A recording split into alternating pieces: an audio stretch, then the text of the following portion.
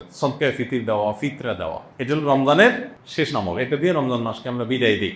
অন্য অর্থে এটাকে বলতে পারি যে রমজানের পরের প্রথম আমলও বলতে পারি, কারণ এটা শুরু হয় মূলত শাওয়ালের চাঁদ দেখা গেলে, ঈদুল ফিতরের চাঁদ দেখা গেলেই তখন এটা প্রযোজ্য হয়, যদি এক দুদিন আগে থেকে দেওয়া যায়। এই ফিতরাটা আমরা কেন দেই? এই ফিতরা দেওয়ার উদ্দেশ্য কি? নবী করিম সাল্লাল্লাহু আলাইহি সাল্লাম দুটি উদ্দেশ্যের কথা বলেছেন। এক, তিনি বলেছেন যাকাতুল ফিতরি তুহরাতান লিসাইমি মিনাল লাগবি ওয়ার রাফাস ওয়া তু'মাতাল লিল মাসাকিন। প্রথম কারণ হলো তিনি বলেছেন যে এটা হলো রোজাদার ব্যক্তি সারা মাস জুড়ে যে সিয়াম সাধনা করেছে, ইবাদত বন্দেগী করেছে, যে মেহনত মুজাহাদা করেছে, এই সারা মাস জুড়ে ইবাদত বন্দেগী করার ফলে তার মধ্যে অনেক অর্জন যেমন হয়েছে, এমন অনেক ত্রুটিও ছিল। রোজাটা রাখতে গিয়ে সে কখনো অনর্থক কথা বলে ফেলেছে, রোজা রেখে অনর্থক বেগুদার কথা বললে রোজা প্রাণ আপনার ক্ষতিগ্রস্ত হয়, রোজা নষ্ট হয়, রোজার রূপ থাকে না, রোজার মান কমে যায়, কোয়ালিটিতে ঘাটতি হয়। এই যে রোজা রেখে আমরা কিছু উল্টাপাল্টা কথা, উল্টাপাল্টা কাজ করেছি যেগুলো রোজার সাথে যায় না, তো সেগুলোর কারণে রোজাটা তো ত্রুটিপূর্ণ হয়ে গেল। এই ফিতরা দেওয়ার কারণে সেটা রিফাইন্ড হয়ে যায়, সেটা ফ্রেশ হয়ে যায়, সেটা আল্লাহ তাআলা পরিচ্ছন্ন করে গ্রহণ করে। এই জন্য রোজার পুরা মাস, রমজানের পুরা মাস এবং সিয়ামের রুদ্রটিগুলোকে ফ্রেশ করে সেটাকে আল্লাহর কাছে কবুলযোগ্য করে দেয় হলো ফিতরা। খুব বড় একটা বিষয়কে। আর দ্বিতীয় উদ্দেশ্য হলো তু'মাতাল লিল মাসাকিন, গরিব দুঃখীদের মধ্যে খাদ্য দান কর্মসূচি অংশ হিসাবে ফিতরা আল্লাহ তাআলা দিয়েছে। অর্থাৎ ইসলাম চায় যে ঈদের দিনটাতে অন্তত প্রত্যেক অভাবী মানুষের বাসায় খাবার থাকুক, কেউ যেন খাবারের কষ্টে না থাকে। এই জন্য ফিতরা আমাদেরকে পৌঁছাতে হয়। কখন পৌঁছাতে হয়? সেটা ঈদের চাঁদ দেখা যাওয়ার আগে থেকে। ফিতরা নিয়ে প্রতি বছরই অনেক আলাপ হয়, আমরা সেই দীর্ঘ আলাপে যাওয়ার সুযোগ সময় নাই। শুধু এইটুকু বলি, আমরা প্রায় সবাই আমরা ফিতরার সর্বনিম্ন পরিমাণটা দেওয়ার চেষ্টা করি। নবী করিম সাল্লাল্লাহু আলাইহি ওয়াসাল্লাম ফিতরার যে অপশনগুলো রেখেছেন সেগুলো কিন্তু বিভিন্ন রকম, ভ্যারাইটি আছে। সেখানে একটা অপশন আছে সর্বনিম্ন, সেটাই আমরা নেই। এবং প্রতি বছর আমরা খোঁজ করে যে ফিতরা এবছর কয় টাকা ধার্য হয়েছে, 115 টাকা, তো দিয়ে দিলাম, বেঁচে গেলাম।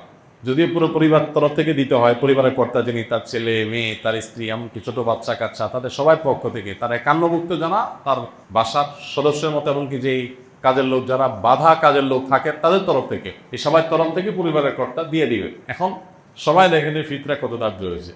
ভাই, ফিতরা সর্বনিম্ন যদি 1-150 বা তার সমমূল্যের খাদ্য হয়, তো ফিতরা সর্বোচ্চটা কিন্তু 1000, 2000 বা আরো বেশি হতে পারে। আপনি কিশমিশ যদি দিয়ে দেন তাহলে একরকম হবে, আপনি গম দিয়ে দিলে আরেক রকম হবে, খেজুর দিয়ে দিলে ভিন্ন রকম হবে। তো অনেকগুলো অপশন আছে, তো আমরা সর্বনিম্ন গমের আইটেমটা বেছে নিই, যেটা সবচেয়ে সস্তা, এটা দিয়ে আমরা দেওয়ার চেষ্টা করি। কেন আপনি কিশমিশ যদি চিন্তা করেন তাহলে কিশমিশের কেজি কত আর গমের কেজি কত, অনেক বেশ কম হয়ে যাবে। এই জন্য আল্লাহ তাআলা যাকে যতটুকু সামর্থ্য দিয়েছেন তিনি সেইভাবে ফিতরা দিবেন। এবং ফিতরা হিসাবে যদি আপনি খাদ্য দেন অথবা নগদ টাকা দেন, আমার পরামর্শ হবে ওয়াজিব ফিতরা তো ওইটাতে আদায় হয়ে যাচ্ছে, এটা কোনো সন্দেহ নাই। নফল হিসেবে যেহেতু ফিতরার উদ্দেশ্য গরিবের বাসায় খাবার পৌঁছানো, সেই যুগে নবী সাল্লাল্লাহু আলাইহি সাল্লামের সময় গরিব শুধুমাত্র এই প্রিন্সিপাল ফুড এগুলোর উপর নির্ভর করত। চাল, ডাল, আপনার ডাল তো না, আপনার গোশত অথবা আপনার আটা, ময়দা কিংবা গম, এগুলোর উপরে নির্ভর করতো মানুষ। কিন্তু এখন মানুষের জীবনের যে আপনার জীবন ধারণের যে পদ্ধতি, প্রক্রিয়া, মানুষের যে লাইফস্টাইল, সেটাতে যথেষ্ট পরিবর্তন হয়েছে।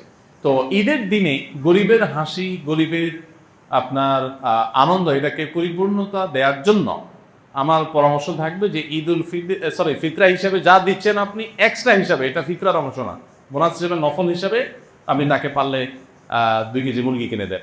গরুর গোশত অনেক দাম, 1 কেজি গরুর গোশত, 2 কেজি গরুর গোশত কিনে দেন, একটু পোলাও চাল কিনে দেন, একটু সেমাই চিনি কিনে দেন। আমি প্রতি বছর এই কাজটা করি আলহামদুলিল্লাহ। ফিতরা চা করা এর বাইরে একটা গরিব পরিবারের ঈদের আনন্দ হওয়ার জন্য বাসায় ভালো খাবার দাবার প্রস্তুত করার জন্য যা যা দরকার তার একটা প্যাকেট তাদের বাসায় পৌঁছে দেন, তাহলে তাদের আনন্দটা ষোলকলা পরিপূর্ণ হবে ইনশাআল্লাহ। এটা আমরা করতে পারি। বিশেষ করে দ্রব্যমূল্যের ঊর্ধ্বগতির এই সময়ে অনেক মানুষ যারা আমাদের কাছে মুখ ফুটে বলতে পারছে না, অনেক কষ্টে আছে। আমরা কল্পনা করতে পারছি না যে এই মানুষটা খাবারের কষ্টে আছে। এরকম অনেক ফ্যামিলি আপনার আশেপাশে আছে, আপনি খোঁজখবর নিলেই দেখবেন। রমজানের শেষের দিকে এসে দামের পরিমাণটাও বাড়ানো দরকার।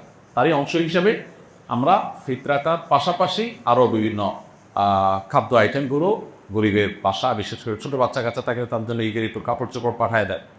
তাদের আনন্দটা যে কত বেশি হবে সেটা হয়তো আপনি লাখ টাকা দান করে কোনো সময় সেটা অর্জন হবে না। সবসময় নগদ টাকা দান করলে সব বেশি হয় তা কিন্তু না। আমি সৌদি আরবে দেখেছি কিছু মানুষকে, সেখানে অদ্ভুত অদ্ভুত মানে নেকামরের প্রতিযোগিতাকারী মানুষদেরকে দেখতাম, যেটা মানে কল্পনাও করা যায় না যে মানুষ কত ভালো কাজের জন্য খোঁজে।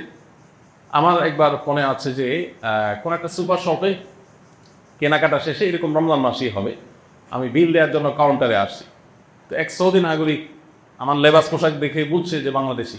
তো বাংলাদেশি মানে মনে করে তারা গরিব মানুষ, আর আসলেও আমি গরিব। তো আমার পিঠে এরকম আস্তে করে আলতো করে হাতটা রাখছে খুব সুন্দর করে, মানে যেটাতে আমি মানে রাখার তো একটা ধরন আছে, আস্তে করে পিঠের উপরে হাতটা রাখছে, মানে খুব কোমলতার সাথে, স্নেহের সাথে। স্নেহের পরের সাথে হাতটা রাখলাম, আমি ফিরে তাকালাম, দেখি যে একজন সৌদি নাগরিক, আমি চিনতে পারি।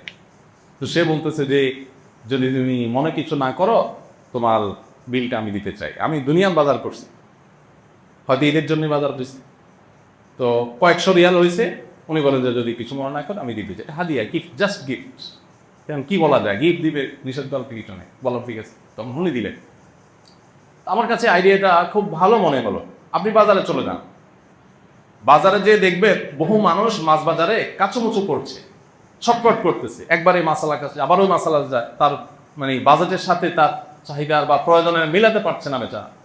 এই লোকটাকে ওরকম পেছন থেকে আলতো করে হাত বুলিয়ে তাকে একটু বলেন, ভাই আমি আপনার এই মাছের বিলটা দিতে চাই, যদি আপনার মন হচ্ছে না। আপনি দেখেন যে কোনো একটা বাচ্চা, গরিবের বাচ্চা, সে হয়তো কোনো একটা মুদি দোকানের পাশ দিয়ে ঘুরছে, কোনো একটা খাবার দোকানের পাশ দিয়ে ঘুরছে, বারবার কাচুমুচু করছে, খেয়াল করে তাকে ওই খাবারটা একটু কিনে আপনি হাতে তুলে দেন।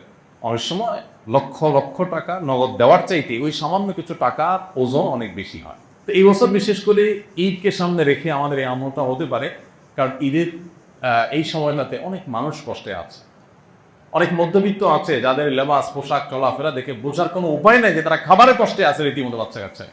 আমি রমজানের শুরুর দিকে আহ্বান করেছিলাম যে একটা মাছ কিনে দেয়, একটা শাড়ি করতে পারে বাচ্চাদেরকে সাথে নিয়ে, একটু মুরগি কিনে দেয়, একটু গরু গোশত কিনে দেয়। এমন আছে যে গত রমজানে গরু গোশত কোরবানিতে গরু গোশত খেয়েছে, এই পর্যন্ত আর গরু গোশত কিনে খেতে পারে নাই। তাকে আপনি 2 কেজি গরু গোশত দিলে তার বাসায় আনন্দটা কোন পর্যায়ে চলে যাবে। দেখুন, ডক্টর আব্দুল্লাহ জাহাঙ্গীর রহমতুল্লাহ একটা কথা বলতেন যে আপনি 2 কেজি গরু গোশত কিনছেন নিজে খাওয়ার জন্য, অনেকদিন পরে কিনছে, বাচ্চা কাচ্চা নিয়ে খাবেন, তো আনন্দ করেন, সন্দেহ নেই এটা আপনাকে অনেক বেশি আনন্দ দিবে। কিন্তু এর মধ্যেই যদি আপনি দেখেন যে কোনো মানুষ খাবারই পাচ্ছে না, অনেকদিন পর্যন্ত না খেয়ে আসে, কষ্ট করছে, এই জিনিসটা তাকে আপনি দিয়ে দেন, বাহ্যিকভাবে মনে হবে কষ্ট হয়েছে, মূলত সেখানে যে আনন্দটা হবে ওইটা আপনি খেয়ে যে আনন্দ পাবেন তার চাইতে অনেক বেশি হবে। তো রমজানের শেষের দিনগুলোতে ঈদকে কেন্দ্র করে আমাদের এই সাদাকা দান, আমাদের আশেপাশে কারা কষ্টে আছে তাদের একটু খুঁজে বের করে তাদের মুখে হাসি ফোটাবার যে মেহনত, সেটা বেশি হওয়া দরকার। আল্লাহ আমাদেরকে তৌফিক দান করুন।